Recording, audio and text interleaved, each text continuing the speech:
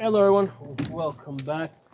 Today I'm going to talk about building and setting up your AR-10. Okay, so I've had this Palmetto AR-10 for I think something like 7 months. 7 months now. I've done lots of shooting here. I've had it at different gun ranges. I've been out to 1,000 yards with this AR-10. And for the first couple of months, I had a red dot and magnifier on this before I put this 5-25 scope. So I think I've kind of have a good sense now of how I feel about this, what I really like, and what I would have done different. Okay, so first thing, let me say, Palmetto is definitely the company to go to. Okay. Um, and what you want to do is buy the upper and the lower separate because you're going to save money on that. The manufacturer pays a firearms tax on, his thing. They pay a firearms tax on the whole thing if they sell the upper and the lower together. But if my understanding is that if they sell the lower by itself, they just pay the firearms tax on the lower. And then what happens when you buy the upper, that they don't have to pay a firearms tax on that. So that's why it almost always ends up being cheaper if you buy the upper and the lower separate. And Palmetto is really set up to do that for you. Okay, so with the AR-10s, okay, AR-308s, they're not like AR-15s. Okay, with AR-15s, you can mix and match uppers and lowers from different companies, different bull carriers, different parts. AR-15s are usually mil spec, so that means the parts from any company are interchangeable with any other company. There's a few exceptions out there. There was a time period where I think they had like different types of. There's an AR-15 here. They had like commercial buffers and they had mil spec buffers, but I think the commercial ones have kind of gone away. So everything's moved in the direction of, mil spec compatibility with AR-15s. That does not exist with AR-10s. Okay, so if you buy a lower from one company for an AR-10 and then an upper from another company, it's probably a good bet that they're not going to work together very well. Okay, you may have to do some modification, and you might get something that is like sometimes reliable, sometimes not reliable. In fact, with Palmetto, like one of the things that they've done is they've made sure that this is the PA-10 Gen 3, and they will tell you that the Gen 3 is compatible with prior generations, right, with the Gen 2 and Gen 1. So, but that gives you an idea that even from within the same company, it doesn't, even if you're buying different generations of AR-10, it doesn't necessarily mean that the different generations are going to be compatible. Okay. Now Palmetto also they have a Saber line series. Okay, and I believe that those AR-10s have a different cut in it, so that the Saber AR-10 is not going to be compatible with their PA-10. So again, with AR-10s, there's compatibility issues, and with people that are like just getting into this, that might be like, wait a second, how do I know? I'm getting a little confused. Let me just buy the gun complete from the manufacturer, so I don't get into these compatibility issues. My thought on that is that AR-10s are definitely not a beginner gun. Okay, I did a video on this way back when I first got this, like within a month or two. You should probably have at least 2 AR-15s and probably 2 AR-9s, right? ARs that shoot 9mm, and probably 2 Glocks before you're ready for an AR-10. Okay, so that's the level that I think that an AR-10 is at. First of all, it's more expensive, and all the things that go on it or in it are more expensive. So you gotta be at a comfortable enough level where it's like, yeah, I already got 2 ARs. Yeah, I already got 2 AR-9s. I already got 3 Glocks. I'm ready for an AR-10. Okay, so that's the mindset that I think that you need to be going into with an AR-10. Okay, so and I start to say, without a doubt, I would definitely go back to Palmetto. Okay, Palmetto is the place to go. They are the cheapest. I got this over the Black Friday. Yeah, Black Friday. Yeah, Black Friday weekend. After Thanksgiving, um, I got it for $700. Right. So the way that worked is I think it was like $200 for the lower, and then the lower shipping to the FFL, and then $500 for this 20-inch upper. Right, 20-inch complete upper. So the two together came out to $700. Shipping was free, and I think the plus tax. So I think it was I don't know, whatever, $20 or $30 worth of tax. So it was like $730. Without a question, I would go back to Palmetto. I have shot other AR-10s, not a whole lot of them, just because there aren't a whole lot out there. Okay, when you travel around to different gun ranges, when I work with people, lots of people have AR-15s, not a lot of people have AR-10s. Okay, but I have shot other AR-10s, and I've looked at a shit ton of other reviews and other people's experiences online on AR-10s. Okay, and Palmetto is definitely the place to go because, for one thing, because they sell them cheaper, right? They sell a lot more of them, and they've gotten better at making them. Okay, so in generation 1, I think they had some issues. They worked out that in generation 2, had a few issues there. Now they're up to generation 3. They're pumping them out, selling them, getting feedback. So by the fact that they sell so many, not just this, but AR-15s, AR-9s, whatever they manufacture and they sell a lot of it. They quickly get a chance to debug the issues and get good guns out there. Okay, I also like Palmetto's mentality of trying to produce as many guns as possible and getting them out there and into the hands of as many people as possible, so that more people have a vested interest in protecting the Second Amendment. Okay, so that's how we're going to protect the Second Amendment. We got to get as many AR-15s, as many AR-10s, as many guns in general in the hands of as many people as possible. So I like Palmetto's mentality. So now, aside from that, looking at the gun, this is a great gun, right? So let me do this. Let me separate the upper and the lower.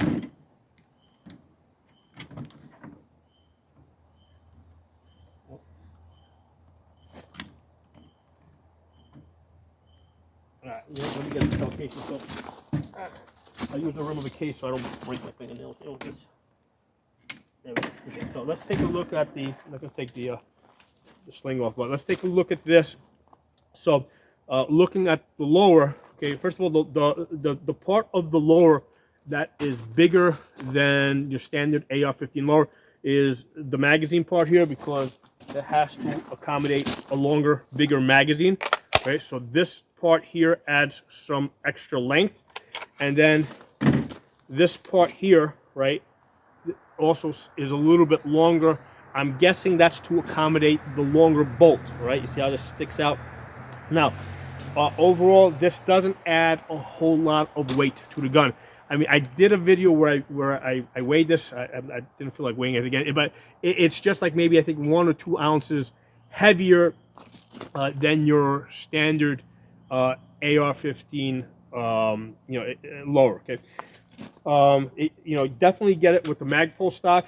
The thing I wasn't not too crazy about is this rubberized A2 grip. The thing that I don't like the most about it, okay, is that there's no storage compartment here. I mean, there's just a hollow hole, but I can't put like things in here like Allen keys, extra batteries, all the things I would like to put in here, an extra firing pin. Can't store stuff here because it doesn't lock. So that's one of the things. I did a separate video on this. I don't like this. Okay, and that's really the only thing I don't like about this. The rest of this good. It came with I think it was like a polished trigger. It is a mil spec trigger, so that's good. So you can put in any AR-15 mil spec trigger. And I changed this to the 2-stage trigger that's offered through Palmetto's website, and I think it's a Schmidt trigger. It's 2-stage, so there's a little bit of creep, then a nice break. Works great. I love it. So I upgraded that. So if you're buying this, yeah, get it with the upgraded trigger. It's just a lot better for the type of shooting that we're most likely to be doing with this, which is precision shooting. Get the upgraded trigger. Okay. On the buffer tube, as far as the buffer weight and the buffer spring, I did upgrade the buffer weight to the 5.6 ounce Quell Valley. I think it comes with, I think, a 4 ounce. Um, Not necessary. It does cushion the recoil a little bit, okay? But I also put the Sprinkle orange spring in there. Again, not necessary. It does cushion the recoil a little bit. I shot it with it, without it, even after adjusting the gas system. I'll talk about that in a minute. That, you know, it does make the gun more pleasant to shoot. So the slightly heavier 5.6 Quell Valley buffer weight and the orange Sprinkle buffer spring. Okay, so, you know, and again, this doesn't add a whole lot of weight, so this is not where the extra weight's going to be. It does add some length because of the extra length for the magazine and this extra length over here. Okay, so this is good. Now let's take a look at the upper. Okay, so I mean, this is the heavier part. I mean, I think that I forgot how heavy it is. I mean, the whole gun without the optic on it weighs something like 9 pounds 2 ounces. And most of that extra weight is going to be up here in the upper. Some of that is going to be in the bolt, which is a little bit longer, a little bit heavier. But the barrel, I got the 20-inch barrel, okay? 20-inch stainless steel barrel.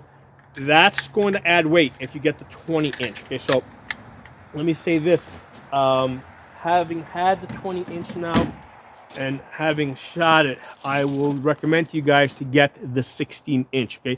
And I've run this through a chronograph, and I have another 308 that has, I was a Vepr 308. I ran the same ammunition through a chronograph, and the velocity difference between the 20-inch barrel and the 16-inch barrel is at the muzzle, okay, or rather 10 feet back from the muzzle, is between 100 to 150 feet per second. That, as far as energy downrange, it's going to come out to about, you know, 100 foot-pounds of energy. You're not losing that much. So there's so much weight, because it's not just a longer barrel, it's also a thicker barrel to accommodate the 308. It does make the gun, it makes the gun significantly heavier. So I would definitely, like, if I were to do this again, or my next build, definitely going with the 16-inch barrel. I didn't know this prior to getting this. I mean, I had to get it in order to run it through the chronograph.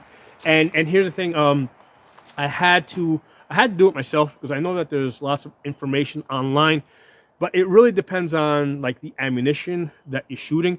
So when I ran this through the chronograph, right, I'm using Freedom munitions, okay? I also used American Sniper, but the point is that I'm running it with the type of ammunition that I'm likely to buy in bulk, right? Because every time I'm buying this, I'm buying 400 rounds or 800 rounds at a time. I'm not, you know, so I want to test this out with the type of ammunition that I'm going to be actually shooting it, because it's affordable. Because this is something like 20 rounds, like $18 a box.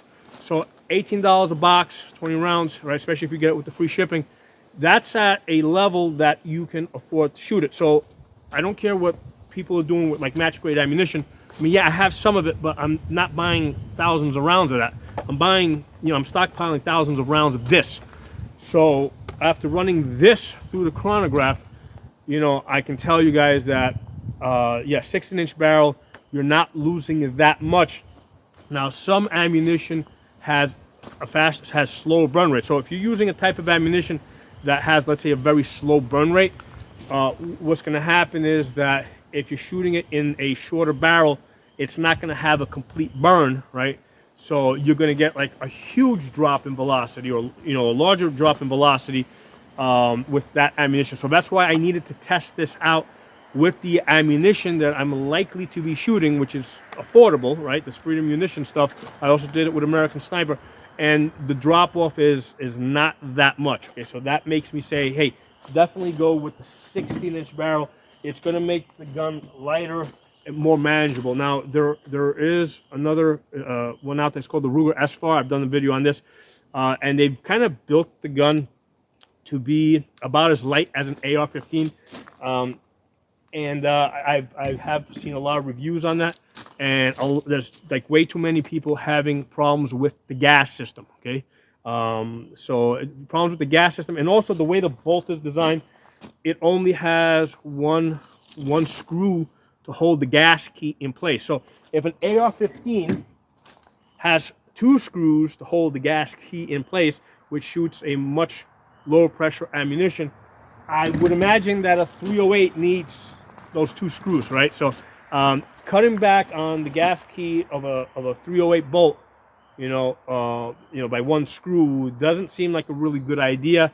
I'd rather go, so that's why I'm like, yeah, Ruger S4. I like the concept of a lighter 308, but number one, I don't like a gas key that only has one screw to hold it in place, and number two, I've seen way too many videos of people having gas problem issues with the 308. Okay, with that Ruger S4 shooting 308. So the great thing about the Palmetto is that the PA Gen 3 has an adjustable gas valve that has 17 gas positions. Okay, so it's 3 positions per turn. Okay, so with the total number of turns, it comes out to 17 total positions. Okay, so let's talk about the 308 for a second. The 308 has huge variances in terms of velocity. So you can get the same weight bullet, right? Like this one is 150 grains. Yeah, 150 grains for munitions. And you can, depending on brand, right, with the same, you can have a variance of as much as like 200 feet per second, okay? Because the reason why it's developed that way is because for many years, hunters that were shooting these bolt action guns, they were complaining about the high recoil of 308s, and rather than going and a lot of them ended up going to some other caliber, but because they were complaining so much about the high felt recoil of the bolt action 308s, it put pressure on the sellers to create softer shooting 308s, okay, which kind of sucks because now we've got 308s that are all over the place, right? So you got really soft shooting 308s. Now you even got subsonic 308s out there.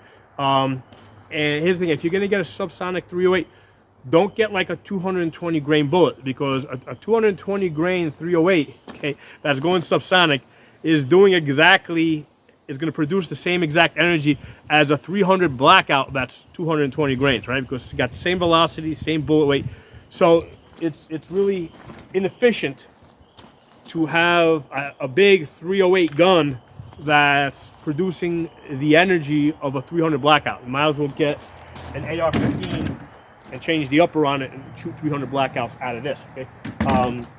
So yeah. Now, if you're gonna get subsonic, I haven't seen any made, but don't get 220 grains. Look for something like 260 grains, 280 grains, going at that same subsonic speed, because now that's actually going to produce more energy downrange, and it's going to justify the extra size, weight, bulk of a 308 gun. Okay? But the point here is that given that subsonic 308s exist, and then you also got like these low recoil hunting ammunition, you really need an adjustable gas system. Okay, not 4 positions, not 5 positions, not 10 positions. You need at least 17. Ideally, you'd want 20. Okay, because with this, with this Freedom Munitions 150 grain, I shoot this in position number 1. Okay, position number 1 is actually intended if you have a suppressor on the gun. Okay, so with this 150 grain Freedom Munition, I'm shooting it as if, in a gas position, as if I have a suppressor on the gun. So what that means is if I use this ammunition and if I were to also put a suppressor on the gun, I'd probably be getting a lot of, too much recoil, right? There'd be too much gas coming back into the system. So that's why I say even the 17 positions is probably not enough. They probably should have had at least 3 more positions below that, what is now the number 1 position. Okay? So they're my thoughts on that. Just 308 ammunition is just all over the place. So you got to basically shoot it, find something that's accurate. Like this will shoot an inch and a quarter at 100 yards. I've shot it a bunch of times. I've done 150 grains, 147 grains, and I'm happy. I'm sticking with this Freedom Munition stuff. I don't, because remember, I want to buy in bulk, right? So it's got to be something I can buy in bulk, affordable, works in the gun, shoots tight groups. Once you get it, once you find something, stockpile it. Okay, so so the fact that it's got to have a very adjustable gas system, kind of like, okay, whatever choices do I have? Not too many others. Palmetto is it. It's like the only choice I have unless I want to get another AR and start fiddling with changing gas blocks on it, and I really don't. Okay, so that's why it's like, yes, I would definitely go back to Palmetto. Only difference is, instead of getting the 20-inch barrel, I will get the 16-inch one because I want less weight, and because I've seen that with the ammunition that I use, that's cheap and affordable, shoots well. I don't lose that much energy. I don't lose that much velocity, and that's an indication that this is a fast burning, burning gunpowder. So that when I shot it at a 16-inch barrel, I didn't get too much velocity drop. Okay? Now, that said, because this is a pretty hot load, you have to basically adjust the gas system. This thing came in gas position 12 out of 17. Okay. I'm shooting it in gas position 1, okay? So what that means is, if I didn't know to adjust it, and I just basically took this out of the box and just started shooting this Freedom Munition stuff, I started with Tula, which is much lower. If I just start shooting this in gas position number 12 out of 17, it's probably going to start ripping the rims off of the cases because of the high gas pressure. It's going to push the bolt back too fast. Like, it's going to push the bolt back. It'll start moving the bolt back before the chamber pressure drops. Okay, so that's going to cause, you're going to start ripping your cases, start breaking extractors. I mean, the cases themselves might actually cut in half and separate. I've seen that happen, not in my gun, but I've heard cases like that. I've seen it in the 300 Blackout. So yeah, that's a real issue with ARs. The bolt has to not move back until the chamber pressure has a chance to drop. Okay, the ways that people will typically manage that is they'll change buffer weights. Although sometimes, I mean, they have just drilled the gas port too big. I've seen cases where, like, no matter how, I had a customer here, you know, at one of the, I was training, he had a 300 Blackout that the gas port was just too big, no matter how heavy a buffer weight I put in there.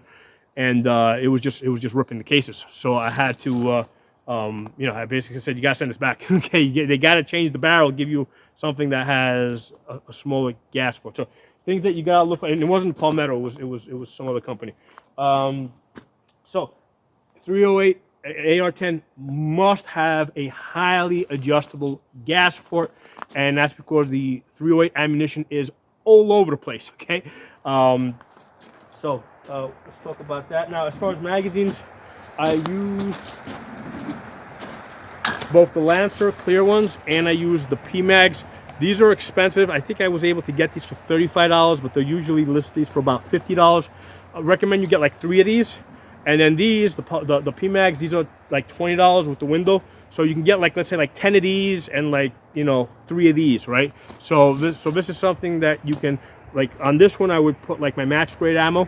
And like in the SHTF type of situation, I would put my match ammo here for like long distance accurate shooting, and then I would put the cheaper stuff in this. Okay, so definitely recommend you get both of these.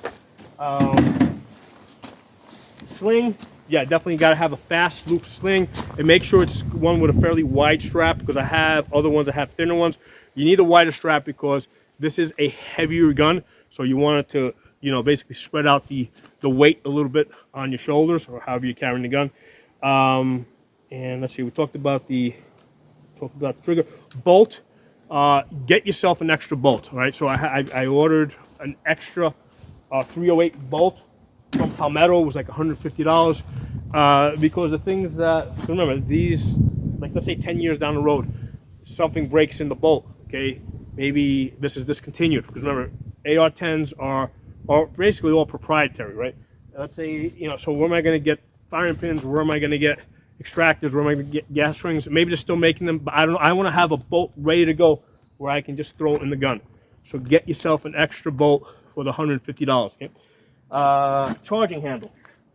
Charging handle. I started off with the with the oversized ambidextrous ones, and I went back to the original one that came with it. Okay, the reason was because when I had this slung across my chest, the oversized ambidextrous ones, especially with the heavier weight of the rifle, was really digging into my chest. I did not like it.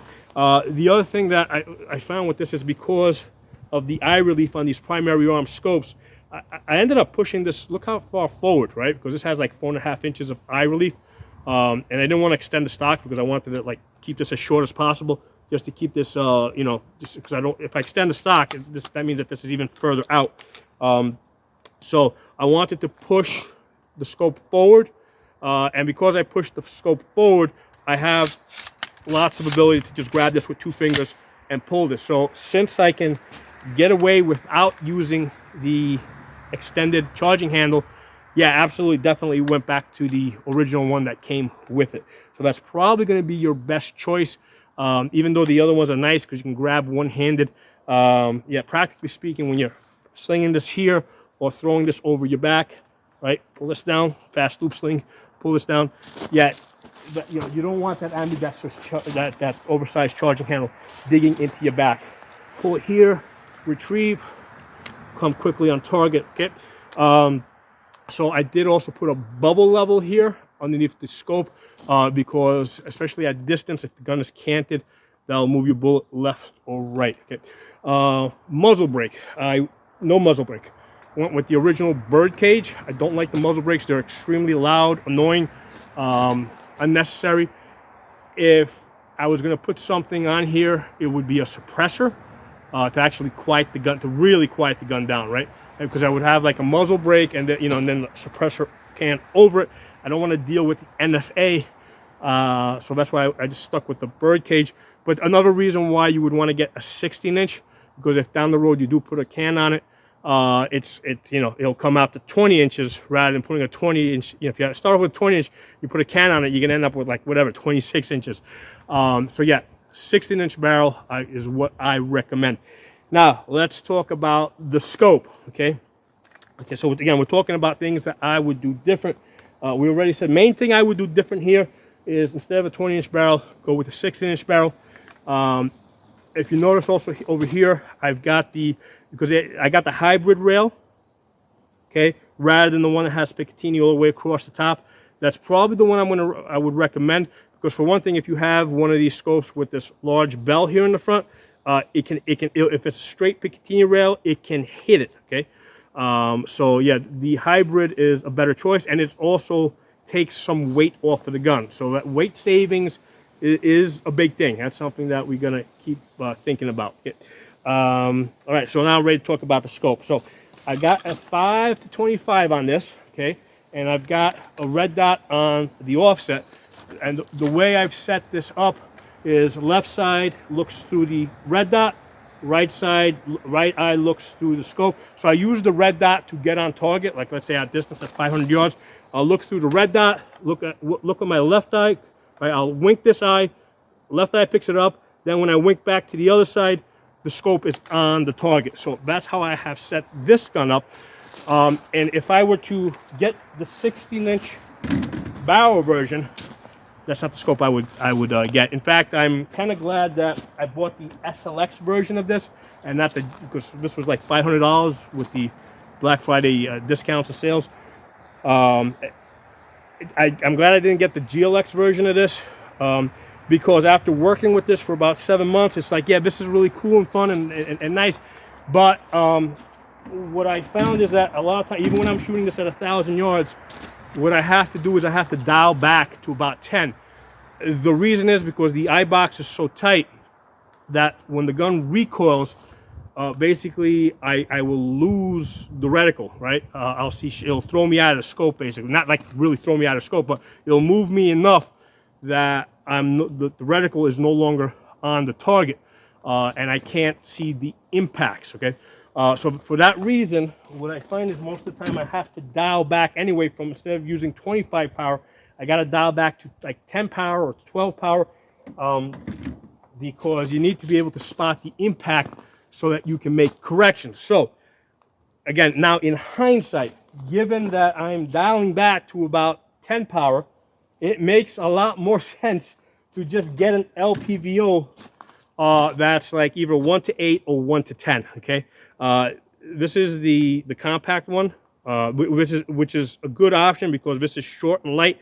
This thing with the aerial precision mount, this thing is like 1.5 pounds. So this is a good option to go on a heavy gun because now it's not going to feel that heavy. So this goes up to 8 power.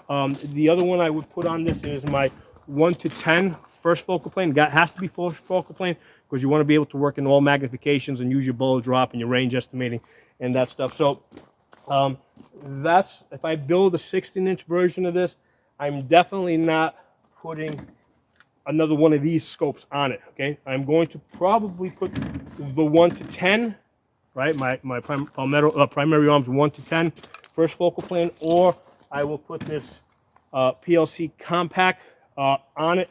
I think that's going to be the best choice because again, I need to spot my impacts. I'm not going any higher usually than 10. Usually I'm pretty comfortable working in 10 magnification so I can spot those impacts. Spotting the impacts is a real important part of being able to shoot at distance. In fact, it's like the whole reason why I think I would prefer the 308 for shooting at distance, because what happens is when I shoot the 5.56, right, at let's say 800 yards, yes, 77 grain bullets will get there, right, and they will be fairly accurate, you know, at 800 yards. But the problem is that the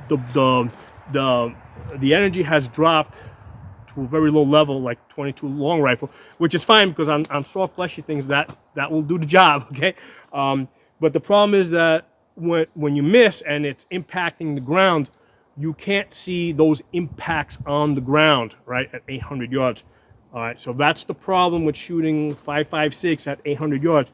You can't spot the impacts when you're shooting 308 at 800 yards, 1,000 yards. Okay, when you miss, you have a better chance of spotting the impacts and making the corrections. Okay, so that's an important part of shooting at distance. Now, as far as the reticles, because with primary arms, you've got two different types of reticles. You've got the Raptor, which gives you like the built-in bullet drop compensator and the wind holes, right? And then you've got that's what's on this one, right? That's on this PLX one with the M8 Raptor reticle. So I've had lots of experience on that. I've had that for at least, I think, 2 or 3 years at this point. Now this one over here has the mill grid. Between the two types of reticles, get the mill grid. The reason is that, you know, shooting 700, 800, 1,000 yards, right? I've got wind ribbons set up. Maybe I got like one of those little handheld devices that read the wind. The problem is that the wind ribbons are doing all sorts of funky things at different distances because the wind's sometimes going in circles. It's lying to you. So what I have found is that it's more practical rather than trying to, you know, invest too much effort into trying to read the wind. Okay, take your shot, see where it impacts on your mill grid, and then use that as a map to make your correction. Okay, that's the more practical way I have found to shoot at distance. So that's why I'm kind of moving away from the Raptor system and more towards the mill grid system, because I find that it's just you know, trying to predict and calculate the wind it has a very low success rate. Okay, taking your shot, you know, getting actual feedback and then making a quick shot based on that actual feedback is the faster way. So that's why I prefer the mill grid. And then on top of that, when you use like the Raptor that has the bullet drop, yeah, the bullet drop is great out to about 500 yards. But when you get out to like past 600 yards, out to 1,000 yards, that bullet drop, I mean, the chance of error seems to be more, right? Because you're going further out, and then again, you can have 308s, different bullet weights, different velocities. It's just a lot more practical to just spot the impacts on your mill grid and make the correction. So I can go out to 1,000 yards, and it doesn't matter if I just change ammunition and I have no idea where it's going to. Just take the shot, see where it impacts, and then correct on your mill grid. See what use that as a map to get to the target. So you're going to take one shot or two shots to spot the impact, and then after that you correct and make your follow-up shot. Okay, so in summary, if I was to do this again, or the next 308 that I build, definitely Palmetto, definitely 16-inch barrel. Okay, get the the two-stage trigger, right? Because if you can get it, sometimes they'll offer it already installed on the gun, and that'll be cheaper. So get the two-stage trigger. That will be useful. And as far as a scope, get either a 1 to 10 or a 1 to 8 LPVO. Okay, because if you get the LPVO, you're no longer going to need the pistol optic here to get you to so you can get on target. Because with this, I got to have this only goes down to 5 power, so I have to have a pistol optic on here. So get an LPVO that goes down to 1 power, 1 to 8 or 1 to 10, and that will get rid of the need for a pistol optic. Okay. So that's it. That's my thoughts on building an AR-10. Okay, what I would do if I was to do this again, or on the next one that I'm going to put together, I might end up getting like a 16-inch barrel and then using that with the same lower for some time. I mean, it's one of those things where it's like, practically speaking, right? Unless you live, unless you have access to a property where you can shoot through, like 600 yards regularly, most of the time you're going to be shooting 5.56. Okay, it's just cheaper. It's just more efficient. So that's why I say you got to be at the point where you already have like 2 AR-15s, 2 AR-9s, 3 Glocks, an AK. You kind of have to be at that level, I think, before you're ready to really get into an AR-10. And then it doesn't make sense to just shoot this at 200 yards or 300 yards. This gun makes a lot more sense if you're shooting, plus, like 600 yards plus. That's where I think that you're gonna get your money's worth. Okay, so that has to be part of your plan, right? Not just to buy the gun and have it sit in the safe and shoot 100 yards with it. Buy the gun and be able to train and shoot 600 yards plus. Okay? That's part of your package, I think. Right, so that's it on AR-10 build and setup. How I would recommend that you set it up. So drop some comments below. Let me know what you guys think. I will include an AR-10 and an optic playlist below in the comments and descriptions that you guys can check out. I've already done a lot of videos on these optics, a lot of videos on this AR-10. So there's a lot of good information there. Okay, so talk to you all soon. Hey, something I wanted to add real quick. Number one, I did mention that I had a heavier buffer weight and sprinkle spring in there. Yeah, I would keep those if I were to build this again. Okay, just because it does lighten up the felt recoil. And the other thing I think you guys should be aware of is the lower on this is a carbine lower. Okay, so when I was thinking about buying this, I was concerned about how the 20-inch upper would match up. Because it's a 20-inch upper, like full-length gas system. How's that going to match up with a carbine lower? So that's solved through the adjustable gas system. Okay, so that's not something that you need to worry about. If you got an adjustable gas system in there, the two are going to work fine. Because normally you would need, like if you had a 20-inch barrel, 20-inch upper, you would have to get a rifle lower, which has a longer, heavier buffer weight. But that's not an issue here because you've got that adjustable gas system, so you can control how much gas comes into the system.